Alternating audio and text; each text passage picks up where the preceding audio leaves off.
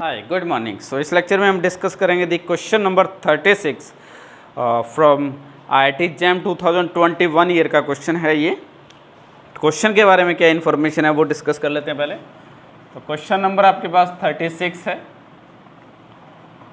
JAM 2021 का question है और बेसिकली ग्रुप थ्योरी का ये क्वेश्चन है।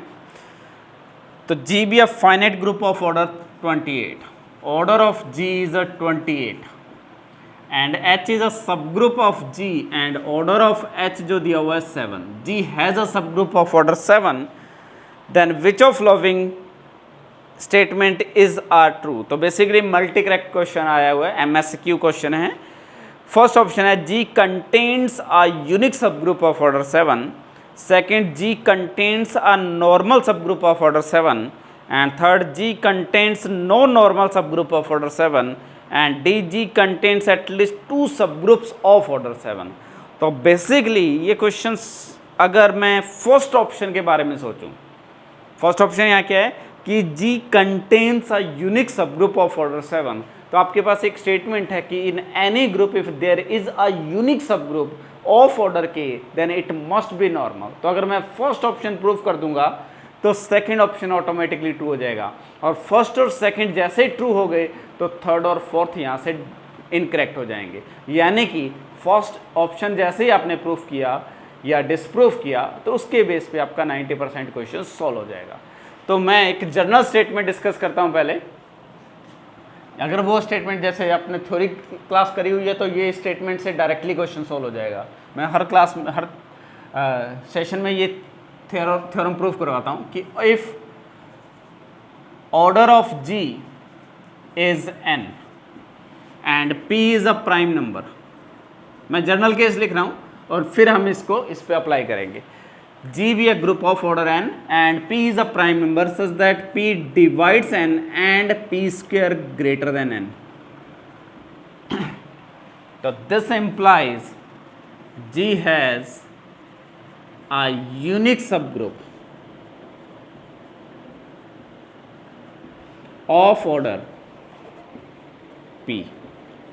और ऑर्डर P का यूनिक सबग्रुप है तो यहाँ से आप ये भी इंप्लाई कर सकते हैं G has a unique normal subgroup, क्योंकि किसी भी ग्रुप में किसी एक फिक्स ऑर्डर का अगर यूनिक सबग्रुप है तो it must be a normal. Direct statement हम प्रूफ कर चुके हैं कि G has a unique normal subgroup of order P। तो ये आपके पास एक इंपॉर्टेंट इन्फॉर्मेशन है जिसको आप अगर प्रूफ कर दोगे तो ये क्वेश्चन आपका डायरेक्टली यहाँ से ट्रू हो जाएगा। रीज़न क्या है कि आपको इस क्वेश्चन में ऑलरेडी गिवन है कि G के पास 7 ऑर्डर का सब ग्रुप है, लेकिन ये प्रूफ करने की अगर ये नहीं भी गिवन होता तब भी ये प्रूफ हो जाता कि इट हैज़ अ सब group of order 7 by Cauchy theorem, because if P be a prime number which divides order of G then G must have an element of order P, implies it must have a subgroup of order P by Cauchy theorem। आप सबने पढ़ी होगी, ठीक है। तो but यहाँ already given है कि ऑर्डर 7 का एक सब ग्रुप एग्जिस्ट कर रहा है। 7 स्क्वायर करोगे तो ग्रुप के ऑर्डर से ग्रेटर होगा, तो P square greater than order of G, तो इम्प्लाइज G हैज़ अ सब यूनिक सब ग्रुप ऑफ ऑर्डर P। इस स्टेटमेंट से डायरेक्टली ए ऑप्शन आपका ट्रू हो जाएगा, और अगर A ट्रू हो गया तो वहाँ से B भी ट्रू हो जाएगा, और A और B ट्रू है तो C और D आपका क्या हो गया, डिस्कार्ड हो गया। तो ये मुझे आपको डिस्कस करना है। तो अगर मैं ये थ्योरम प्रूफ कर देता हूँ तो आपका क्वेश्चन डायरेक्टली क्या हो जाएगा, सोल्व हो जाएगा।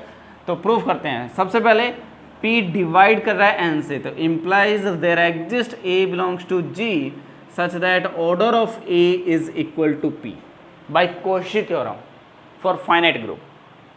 और A का ऑर्डर अगर P है तो मैं एक H कंस्ट्रक्ट कर सकता हूँ which is generated by A। इसमें एलिमेंट्स कौन से आएंगे, A square A to the power P minus 1 और A to the power P equal to identity, ये एक सब ग्रुप होगा G का। And order of H obviously क्या रहेगा आपके पास, P ऑर्डर का रहेगा।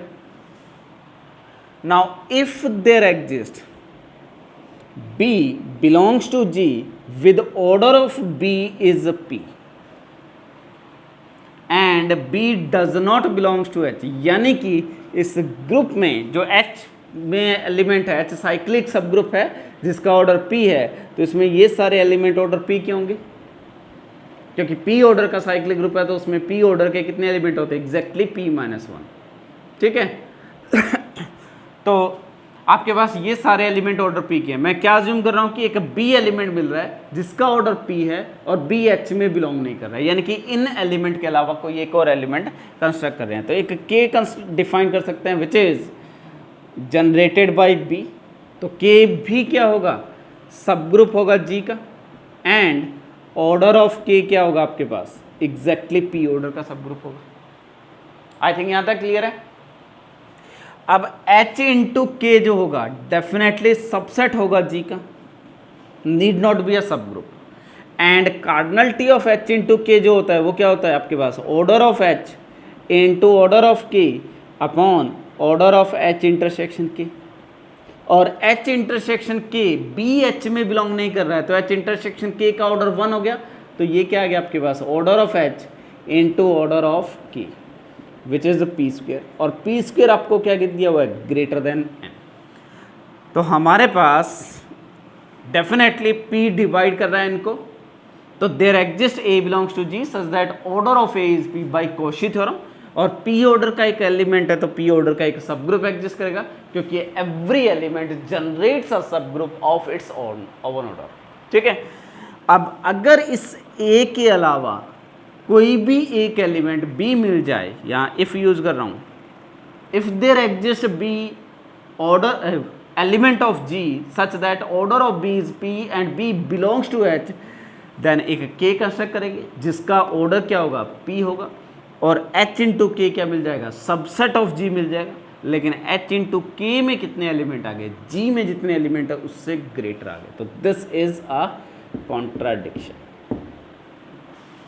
यानी कि ये जो एग्जिस्टेंस ऑफ बी मैंने लिखा है ये कभी नहीं मिलेगा, और अगर बी एग्जिस्ट नहीं करेगा तो ऑर्डर पी का एक ही सब ग्रुप मिल गया और वो भी क्या हो गया, यूनिक हो गया।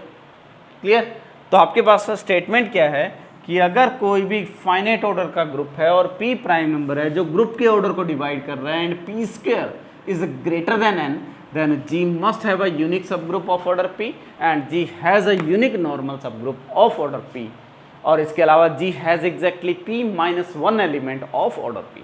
तो ये इंपॉर्टेंट 3 स्टेटमेंट है जो मैं हर साल क्लास में डिस्कस करता हूँ, ठीक है। और उसी के बेस पे यहाँ क्वेश्चन पूछा गया है, ऑर्डर ऑफ जी क्या है, 28 है, 728 को डिवाइड कर रहा है, 7 स्क्वायर ग्रेटर देन 28 है, तो definitely this group has a unique सब group of order 7 and has a normal सब ग्रुप ऑफ ऑर्डर 7, ठीक है। तो इसके बेस पे आपका जो क्वेश्चन का आंसर होगा that A and B should be true, remaining all are false.